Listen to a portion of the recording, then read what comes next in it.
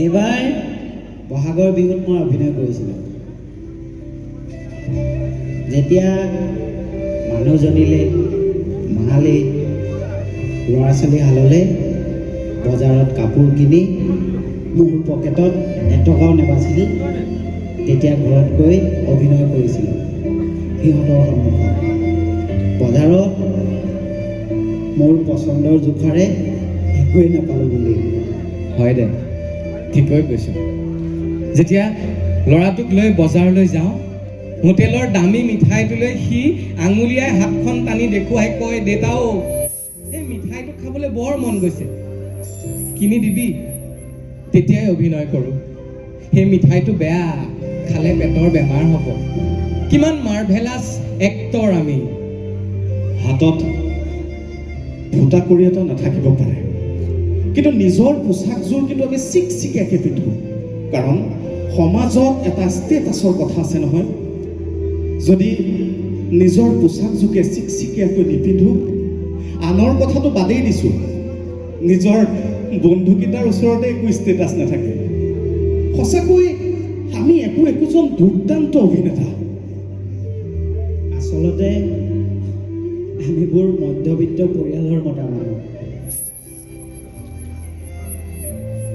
পকেটত পইচা থাকক বা নাথাকক, অন্তৰত হাজাৰটা দুখ লৈ হ'লেও মুখত কিন্তু এটা মিছা মিচিকীয়া হাঁহি সদায় কঢ়িয়াই লৈ ঘূৰি ফুৰে। আজি এই বিহুতলীত থকা প্ৰতিজন ব্যক্তিয়ে একোজন দুৰ্দান্ত অভিনেতা।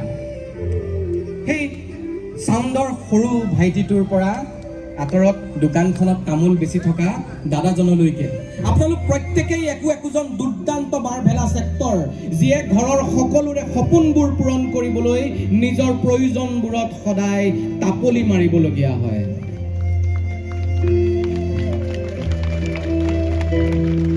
এনেকৈ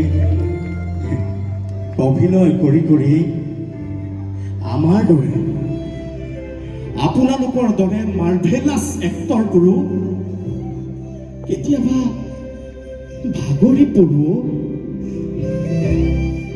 আৰু এই ভাগৰুৱা অভিনেতাবোৰৰ মুখত খন্তেকৰ বাবে হ'লেও অকণমান সুখৰ হাঁহি বিৰিঙাবলৈ এয়া আমাৰ আপোনালোকৰ আগত ক্ষুদ্ৰতম প্ৰয়াস।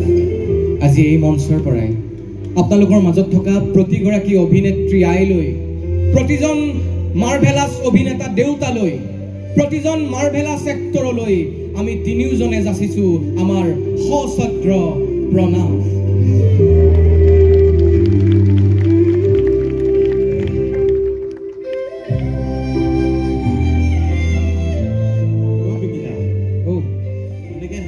কিমান সময় ৰ'ব লাগিব? হাতটো বিষাই গৈছে। এই নিতুল দাই যেতিয়ালৈকে কয় তেতিয়ালৈকে ৰৈ থাকিব লাগিব। নিতুলে দিয়া চয়াবিন মটৰ এইখন ভাজি খাই মই ৰাতি গেছ বাঢ়ি কৰিবলৈ নহয়, মাংস খোৱা মই